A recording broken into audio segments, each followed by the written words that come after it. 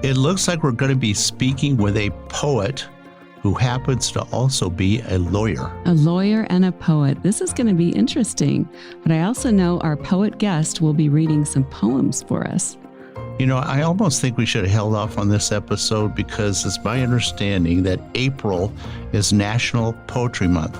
Hey, you know what? Every month is a good month to read and listen to poetry. You know what? I agree with that.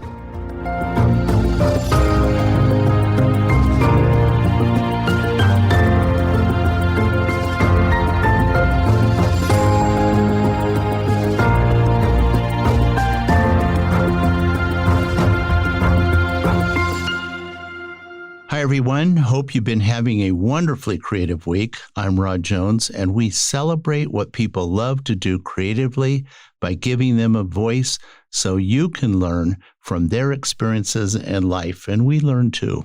And I'm Inci Jones. Welcome to Thought Row Podcast. We invite you to subscribe wherever you listen, and we focus on sharing with everyone how they can think, be, and live more creatively with their own passions. Absolutely. So, Inci, share with our listeners who our guest is going to be. Well, today's guest is Karen Poppy, a poet and an attorney, and I'm excited to hear that we're going to have some poetry readings today. You know, every time we have poetry readings, they seem to be a real hit with our listeners. Yeah, they do. And you know what? I like them too. Now, I bet you may have a somewhat relatable quote for us today. A somewhat relatable quote. Well, hopefully it's going to be relatable. They always are. Okay, this quote is, "We write to taste life twice, in the moment and in retrospection," and that is by Anais Nin. I really like that quote. You know, I'm really not familiar with her, but I know you are. She's one of my favorites. I love her. Yeah, you mentioned her quite a bit, and I'm glad you shared this quote. It's a great quote. You know, I suppose you can almost relate to that quote to anything you write. Well, you can do it for poetry, for songs, for stories, or anything really. And just in life in general, I feel like that's entirely true, don't you? Well, I think a lot of people journal right now. Mm-hmm. And so by journaling, you're kind of reliving the experiences that you've been having. That's so true. I mean, I try to journal, and I'm not incredibly good at doing that. I forget to journal. Well, I have one of our own journal books, and I don't use it as much as I should. You actually do pretty good, not like me. Well, over the course of our podcast, we've had several guests that were writers, and I want to ask you this question. What do you think is the one thing they all had in common, Inci? From your perspective, of course. Well, you know, that's an interesting question. To me, they all seem to be very open when they came to sharing their journey in life. Don't you think? Yeah, and they're very, if I use the word candid, they shared their journey, but a lot of intimate details about how they became creative, how they grew up, where they lived. A lot of in-depth, but it also, you could appreciate the trials and tribulations they went through to become the creative talents that also they are. Also very genuine. Very genuine, yeah. That's a great word. Well, speaking of life's journeys, let's bring on our guest, Karen Poppy. Karen, welcome to the Thought Row Podcast. We're really excited to hear about your journey living a creative life. Hi, Karen. As everyone knows, we celebrate what people love to do creatively, and we're so happy to have you with us today. Thank you both so much, Rod and Inci, for having me here today. It's good to be with you. Well, we're excited to have a poet on the podcast. Not too often we have that. But, you know, before we get started with the interview, we always like to ask our guests what they had for breakfast. So what did you have? I had English breakfast tea with oat milk. I usually don't have a traditional breakfast-like food, but I always do start my morning with tea. And this morning I started with tea in a Golden Girls mug. It says on it, "Stay golden, girl," which is kind of a funny thing because, well, I'm non-binary, and so it's just a kind of tongue-in-cheek play on gender. Also, it's in honor of Betty White, who recently passed away, and all the wonderful Golden Girls shows that we have. Oh, Yeah, yes. sure. They're That's a wonderful fabulous. way to start your day. It's a show. Definitely. So, Karen, why don't you share with us where you're originally from and where you grew up? I'm originally from Northern California, a small town, well, small back then, called Foster City. And now it's larger and part of Silicon Valley. Back when I was growing up, Foster City had many fields. It hadn't yet been fully developed. And I would play there with my friends. There would be field rabbits and butterflies. It was just really an ideal place in a lot of ways to grow up. Sounds like it. Sounds Do you have magical. a favorite childhood memory from there? I do. I had some difficult aspects of my childhood, and I'm lucky that I grew up in a small town with wonderful friends. My favorite memory is playing on my cul-de-sac with my good friends who lived next to me, next door, Mm-hmm. and a few doors down. And also, we played with my dog Mandy, a corgi who would follow us around everywhere like a nanny and made sure we were safe. Aw. And my cat Simon, a tabby cat. That sounds really Yeah, lovely. sweet memories. I Yeah. mean, And you were playing outside, which unfortunately a lot of kids don't do that oh, anymore. that's true. But you were lucky to have that childhood. It also, when we originally had our chat with you, you had discussed the fact that you're an attorney. And you also mentioned a gentleman by the name of Wallace Stevens. Why don't you tell us about your career as an attorney and who Wallace Stevens is? Sure. I'm a senior staff attorney with the Hartford Insurance. My views on this podcast, of course, are not necessarily the views of the Hartford, they're my own. And Wallace Stevens was also an attorney for the Hartford, as well as a famous poet. Oh, okay. We didn't know that. So thank you for sharing that with us. And I believe you're going to read a poem now? Yes, I'm going to read a poem of mine that was published in the Wallace Stevens Journal in the fall of 2019. It's titled Which to Prefer. It starts with this quote by Wallace Stevens. I do not know which to prefer, the beauty of inflections or the beauty of innuendos. Wallace Stevens. That's beautiful. Here's my poem. The best is not after or inflection. It is the hum of winter, almost still in its vibration. An iron dark kettle perched on a fiery branch, flung full of sun. From black feathers, red radiation, midair meditation, before the steam has sung. Well, That was beautiful. that's quite beautiful. Thank you for sharing that with us today. And I'm sure that Wallace Stevens would have greatly appreciated that also. Definitely. Thank you. Well, we know that you're a very accomplished writer, especially a writer of poetry. Give us a little background about your creative journey.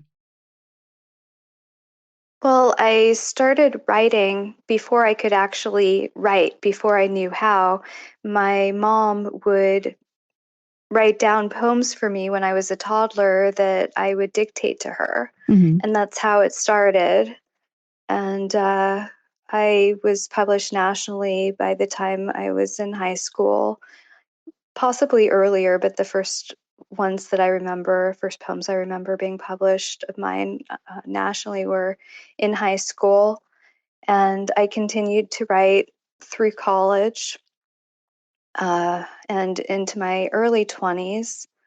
Then some things happened and shifted and changed. Specifically, sometimes unkind words can happen and make you stalled creatively. That's what happened to me. I was in my early 20s and I had a little business card printed up that said my name, and underneath it, it said writer. I was so proud of myself. Oh, I Here I bet. am, I'm going to be a freelance writer, and I'm going to just go out and start publishing. It's going to be a thing. So I gave my card to a friend of a friend. My friend is a writer and was fairly well known at the time. Mm-hmm. And his friend was also a writer. His friend took one look at my card and said, "Oh, a writer. How cute." Oh. Yeah, that's condescending. Yeah. It was, and it basically made me stop writing. I don't know what it was about that other than it just made me doubt. And I stopped writing right then. That was it for years. And it took me about 17 years to come back, but I did. I came back also following, ironically, a rather dark incident, but one that, you can take things and they either can make you or break you. And this one, for some reason, it just made me decide, okay, well, that's it. This is the time. I'm just going to go for it. And I did. I started writing poetry more than ever. I started writing one novel, finished that one, started writing another one, finished that one, and just wrote and wrote and wrote. And I'm still writing. So my message is we should never give up. There may be lulls. They could be, months or decades. It doesn't matter. We, as creative spirits, as writers, or whatever medium is our medium, we have the ability to regenerate and create again. Well, you're living proof of that. Yeah, very much so. Thank you. Yeah, and we're glad you did. We're glad you went back to poetry. And I'm going to ask you, poetry can be highly personal.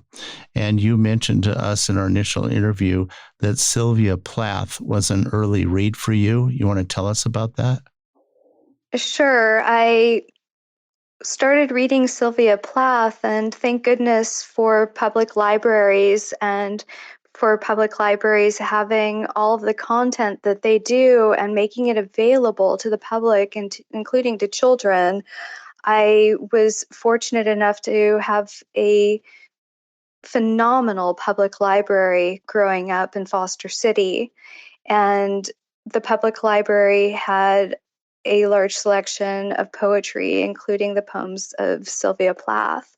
So I started reading them, and I was hooked. I was just hooked on her poems. I also started reading other poems, of course, by other poets, but hers were very special to me early on, so much so that I wanted to find out as much about her as I could. I found out that she went to Smith College in Northampton, Massachusetts. So I decided at the age of 12 that when I graduated from high school, I would go there too. And I did. Oh, how wonderful. Oh, wonderful. Do they still talk about her at that college? Oh, of course. And there is a stellar biography, no pun intended, but it just came out that way. The biography that just was published fairly recently is called Red Comet, and I highly recommend it. It's been talked about at Smith College and, in fact, nationally and internationally. Well, I think they're very proud of her as being one of their alumni. True. And I'm writing this down. Red Comet, because that sounds like a really interesting read. That's something I know you would like. Yeah, I would love it. Well, that's exciting that you got to go there and also feel maybe a little bit of her energy on that campus. It is true. There was a lot of Sylvia Plath energy on the campus, and I believe still is. And going to Smith really changed my life so many times over, as I knew it would, but in ways that I could have never fathomed. Well, I'm gonna recite or take a quote from Stephen King not exactly one I would expect from him, but when we discovered this, I thought it was very applicable to this podcast. So the quote from Stephen King, and poets, in my view, and I think the view of most people, do speak God's language. It's better, it's finer, it's language on a higher plane that ordinary people speak in their daily lives. I think this would be a perfect time for you to comment on that quote and then read another one of your poems for us, if you would, Karen. Well, I'm just really pleased that a writer like Stephen King would say something like that. And I'll just speak directly to Stephen King for a moment. Mr. King, you are a righteous human, and thank you so much for honoring poets. Well, we know he listens to this podcast. That's very kind of you to say that, and I'm sure he would love to hear that. I think so too. And I have to say, I was kind of shocked that when we discovered that quote by him, but it certainly is an accurate one. Well, I know when we saw it, it was kind of like, wow, I can't believe he said that, because he's so prolific that I don't really associate him with poetry and reading poetry. So I was thrilled when he said something along those lines. Yeah. Well, I guess sometimes people are more scared of poetry than they are even of the scariest Stephen King novel. That's true. So true. That being said, I think Stephen King's work is wonderful and it helps people, because a lot of times people need to read things in order to escape, especially in times like these. And that's what the next poem I'm going to read, is about. I wrote it before the pandemic, and it's about loneliness. But I think, unfortunately, this poem is especially true now. Yeah, it's very applicable, I would say. Yeah. So this poem's also about Walt Whitman. It's titled, "With Our Loneliness Glistening, Like That Live Oak Tree, Like Your Beloved River Singing." It's going to be published in an online publication called The Bloom, I believe in about a week. Oh, great. Oh, good. So here's my poem. Okay. Walt Whitman, what is it? You, with butterflies in your beard, with salt water in your beard, from the brackish, bi-directional waters of the River Hudson. Loneliness. I am lonely too, despite this interconnection.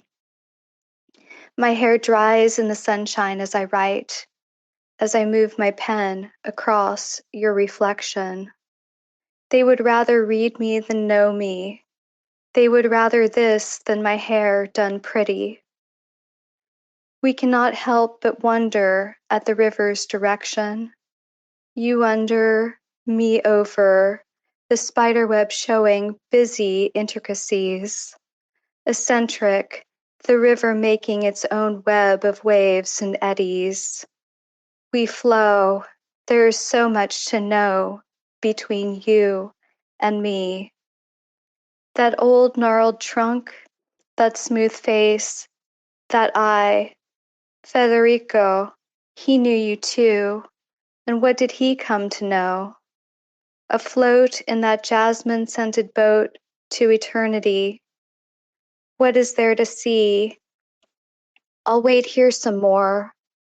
I'm not ready for those shimmering waves, however heavenly. Like you, I am lonely. I've said this before. I under a tree on shore. As a child, I picked blades of grass, watched the ants in single file do their soldiers' work, wished them no injury. Now I cross back to your time, soldiers, young men and boys, our nation at civil war, startled and trenched. Division is lonely.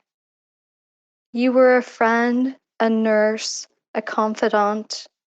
the bedpan glinting like a fish, cool cloth to wipe down brow and remaining limbs. What war does to us, peace, even more alone. Then we sit in the trees' uneven shade and wonder why. My hair's all dry with salt and sun. The shade can't cover me. Trees' assortment of shadows bewilders me. It alone and I lonely, inadequate in its inadequate shade. A blue sky free from cloud is no less lonely. We have all lived under the same shade, the same sky.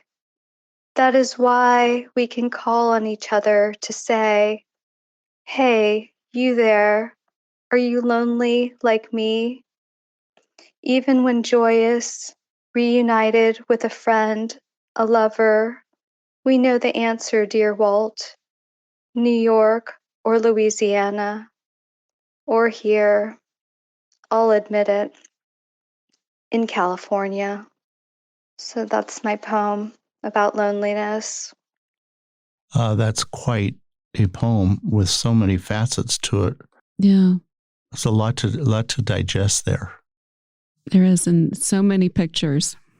Many people don't know that Walt Whitman was a nurse during the Civil War. I didn't know that, and I've read a lot about yeah. him. That's interesting. I didn't know that. Hmm. Go ahead, Inci. Very interesting. Well, I know that you've written not only poetry, but novels. And I believe one is about a long distance swimmer. Share with us your book writing experiences and what you hope to achieve with them in the future. Well, the book that I wrote about a long distance swimmer, it's not yet published and I'm still working on it. In fact, you think you're done with something and then you're not yet done. Mm-hmm. I actually plan to revise it likely into a memoir. It started out as fiction. I'm not a long distance open water swimmer. Mm-hmm. I have interviewed many of them for this novel, and the community of long distance open water swimmers is wonderful. I owe them a lot. What I guess my main takeaway from this experience is the message of my main character, who was or is in the novel a swimmer. Mm-hmm. Her message is go and keep going. In long distance swimming, you do need to do that. Yeah, right? you need to keep going. Well, and that's what a novel is too. It's the long form, it's the long distance swim, as opposed to poetry, which I guess some poetry can be long, but much of it is shorter. So it's the difference between what I do as an athlete. I'm traditionally more of a runner who runs short distance, I sprint, and someone who does longer distance runs or a marathon or a long distance swim. Mm-hmm. So that's the difference there too. And it taught me so much, and it's still teaching me. Well, when you write a novel, you have the luxury of more time to explain your thoughts and your ideas. I guess when you write a piece of poetry, you have to be fairly succinct and convey a lot of information in fewer words. Poetry to me is very impressive, very impressive. Thank you. Yes, it's really about boiling down the ideas as much as you can in poetry. Although there are longer poems, there are the epic poems, and you have, I guess, more ability in those to expand upon ideas. Yeah. I want to ask you this. Every successful creative person tries to be original and authentic, but there are times when we all have some self-doubt. I know I have. How do you manage to get through those times, Karen? Well, I think that with originality, I don't necessarily go for that myself.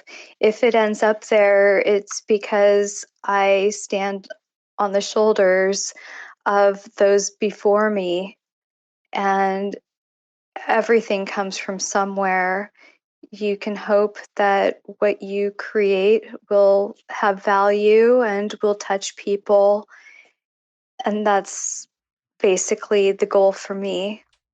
Well, I think you're living up to that. Absolutely, you are. What would be the one thing that you would tell people that want to live a more creative life? Well, I think the message of my character in the novel, go and keep going. Okay. Also, that community is very important. It's harder now than ever in some ways to feel a sense of community, but we do have other ways. We have these wonderful technologies that can bring us together from all over the world. Mm-hmm. And I've really appreciated that during this time. Well, it certainly has been beneficial doing a podcast because people all over the world have the opportunity to listen to podcasts, whether it's ours or others. There's a lot of good content in good podcasts. Right, and feel connected to one another still and not feel isolated. I have to ask you this question about a dog named Kitty. Why is this dog so special in your life, Karen? Well, Kitty is a wonderful, wonderful being. She came to me from Taiwan, which I wasn't expecting. I thought she was in San Francisco. I have a son who desperately wanted a cat, but for various reasons at that time we couldn't have a cat. And I started to look for a rescue dog on a website. The website had a dog named Kitty. So I just jokingly said to my son, well, you can't have a cat right now, but how about a dog named Kitty? And I thought that he would basically hate me at that point. No. But instead he looked at her smiling little face and he said, yes, I would love to have Kitty. Aww. And so I called the rescue and I said, okay, we're ready to come visit Kitty in San Francisco. She knows I'm talking about her right now. She came over for pets just now. So anyway, we were told, no, she's not in San Francisco. She's actually in Taiwan, and she'll have to be flown on Air China to the San Francisco International Airport where you can pick her up. Wow. And it really was for all of us, especially Kitty. And she came with her brother and sister who were adopted by other families. Mm-hmm. They had been rescued in Taiwan during a typhoon. I know you are having some inclement weather over there. Yes. But this was, I think, really something. It was storming, a typhoon, and this person heard the cries of the puppies in a field and rescued them. Oh my goodness. Took them into this foster situation, and then they were adopted into the United States. And Kitty's just been such a wonderful addition to our family. She has literally saved my life several times. I'm happy to discuss that too. She's just a wonderful, wonderful dog. You're very fortunate. And I have to say, Kitty is very fortunate too. Kitty is so fortunate. But tell us some of the things that she's done to save your life. Well, we'll never know if it was COVID or something else, but in December of 2019, I ended up getting very, very sick. I had been in Portland, Oregon at the time and started to develop a really bad cough. At first, it was thought to be a sinus infection, but then by February of 2020, I was coughing and coughing. And because I'm stubborn, I wasn't going to the doctor yet. But Kitty was very concerned, and she started pushing her nose repeatedly against my chest and my back where my lungs are. She wouldn't stop. Oh, that is so wild. That and the convincing of various people made me decide, okay, I have to go to the doctor. And so I went, and it turned out that I had nodules on my lungs, a lung infection. My goodness. So she really, truly saved my life there. It's amazing what dogs know they about know. us. I don't know if they can smell it or if they just sense it. I think they sense which one it. is it, I wonder? We just don't know. With cancer, we know that they can smell it because dogs are trained in this by smelling the cancer samples and then bringing it into real life experience. It's so wild how she can do that. Well, it's a good thing that you ended up going to the doctor, though, and getting that resolved. Yes, I know. And bless Kitty. And bless Kitty, Bless yes. Kitty. So let's see here. You said during our initial phone call with you that your son was an inspiration to you. How has he helped you grow as a person? Well, he has, as children do, he's given me so many different perspectives and ideas. He has inspired some of my poems. He is just a phenomenal human being. All being said, I really admire him. He is a natural born leader and a friend to all. He is interested in becoming an astronaut. And I know a lot of kids dream about it, but he actually can back it up. Great. He's a mathematician and a scientist. He wants to become an astrophysicist, and he's really well on his way. I'm very, very proud of him. Well, he's lucky he has you as a mother, too, Definitely. because you're very supportive, and that is key to any child's growth. Thank you. That's totally key. I really key. appreciate that. Thank you so much, Rod. So now I want to talk a little bit about group energy. What does that mean to you, and how has that affected your literary life? Well, that one has shifted a lot because, we used to be able to meet in groups and feel the energy of all the people around us. I would actually walk into a room and cup my hands upward. I know it sounds strange, but this is what I would do. And I would take in all of that energy, go home, and write. Nowadays, I have to try to do the same thing, but virtually when we have our Zoom meetings, when I talk to various creative people on the phone and things like that. I mean, group energy is something that we all used to experience, especially like when we used to go to trade shows and other types of events. Or now, just even a meeting. Yeah. Now you have to pick it up off of a Zoom call or a phone call. Yeah.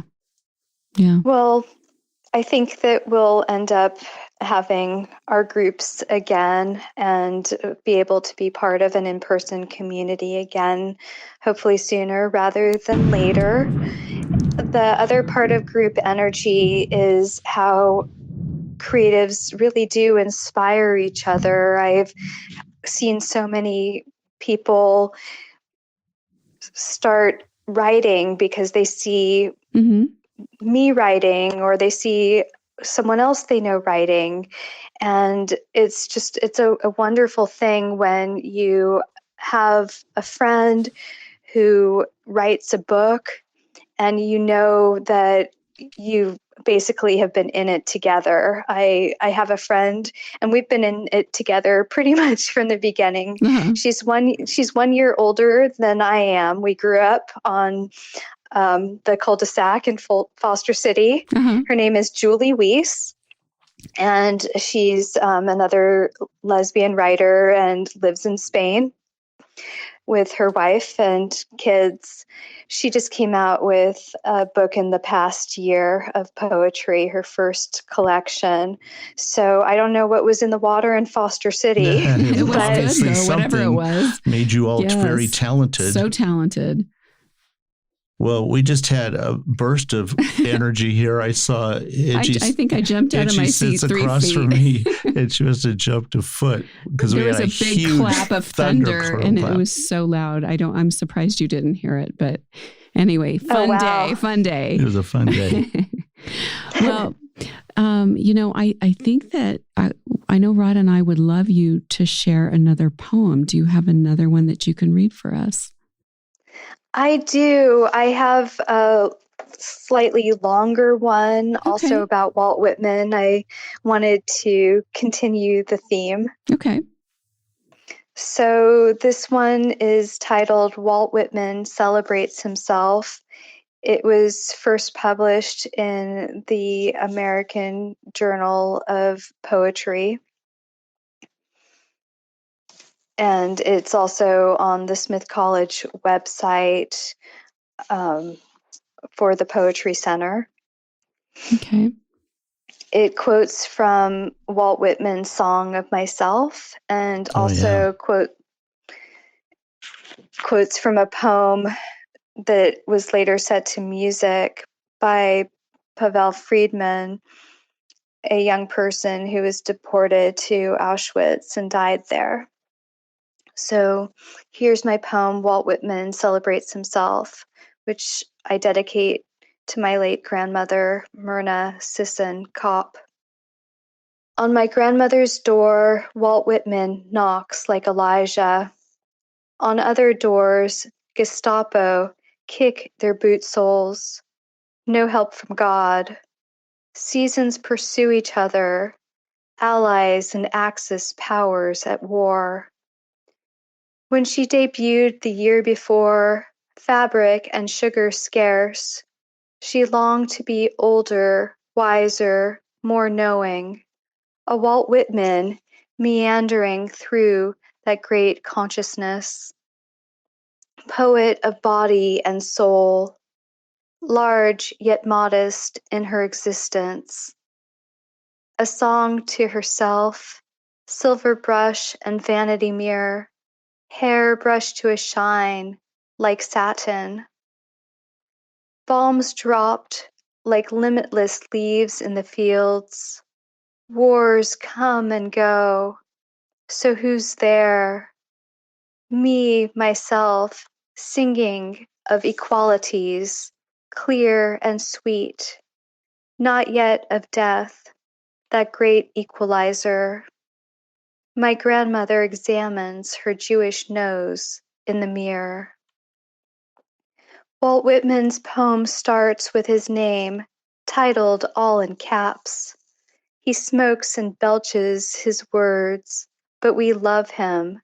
He is a man, red-blooded American, no matter that he's gay. He's shamed by the mayor. Babies just pop out, exclamations taken suddenly. Soon he's everything and everywhere. To look beyond your nose is dangerous. The Holocaust is great, larger than us. Bodies drop like mossy scabs of the worm fence, heaped stones, elder mullein and pokeweed. A child says, "What is the grass?" fetching it to me with full hands. A child says, "The last, the very last, that butterfly was the last one. Butterflies don't live here, in the ghetto." How could I answer the child? I do not know any more than he. How could I? How could she? My grandmother was 17. Walt Whitman, we can beat and pound for the dead, but their lives are lost, an ocean dried by great fire. We do not contain enough multitudes to contradict their deaths. We do not contain enough music or poetry to honor them justly. Then death stops somewhere, like it did for my grandmother, waiting for you, waiting for me. In my grandmother's copy of Leaves of Grass, inscribed on January 1, 1945, in careful cursive and with her girlhood name. Myrna Skolovsky. Boy, Walt Whitman would love to sit down and chat with you. That was that was very special, Karen. That was really quite nice. Thank you so much for sharing that. Yeah. I would love to chat with Walt Whitman. I have so much to ask him and so much I would love to discuss with him. Well, right now I have a question for you because a lot of creative people have different times of day when they seem to be the most creative or have the biggest creative output. And I know you're busy with your schedule as an attorney, but is there a particular time that you feel the most creative? I mean, a lot of people say, for me anyway, 3:00 in the morning, unfortunately, but what is a good time for you? Well, I try to sit down and write my pages between around 9 or 9:30 p.m. and midnight, or sometimes 1 or 2, depending on when I'm done with them. And that's something that as long as I have the energy to do it, I do it. But there are times like when I was sick, I wasn't able to do that as much, and I've picked it up again as I can. So that's my typical time. That being said, I do sometimes feel a creative burst in the morning or during some other free moment, or I'll write something down just so I'll have it for later. Do you make yourself write something every day? There's a great story about George Sand, the author, and she would write every single day, no matter what she was doing. If she came home late at night, she would sit down and she'd write at least 1 page a day. Do you have that kind of discipline? Well, I do give myself days off, and I think that that's very important, at least to me. I need to be able to have the flow and then also within that, the ability to rest. I think that if I'm not given that, I would probably burn out. So I make sure that within the time that I create, I also know, okay, well, about 1 day a week, maybe 2 days, those are going to be my days of rest. Oh, that makes sense. Yeah. That's very wise too, because you need to rekindle, replenish. Yeah. Especially with the emotional content of your poetry. It seems to me it'd be pretty draining. Well, it's kind of funny that way. It doesn't tend to drain me. It actually tends to invigorate me. So Okay. that's nice. That makes I sense. actually I enjoy writing it like once it's out, and it doesn't always seem to come from me. It comes from another place, as a lot of creative work does. So it really is more energizing than anything. I think all creative people feel like they're tapping into an energy from somewhere else. As much as we all would like to take personal credit for it, we really shouldn't. Mm-hmm. I don't think that I can. Understand. So now we're going to ask you the question that we ask all of our guests, Karen, and that is, if you could sit on a park bench and chat with anyone from the past, who would it be?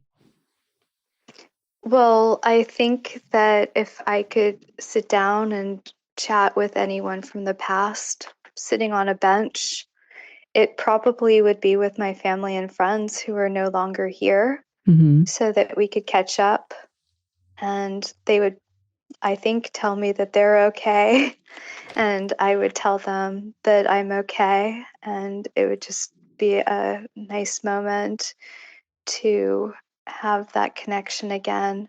I know that a lot of people would say, well, I would like to sit and chat with this famous person or that famous person, or this historical figure or that one. And yes, that would be interesting too, but I just prefer for myself more of these connections to people that I've known.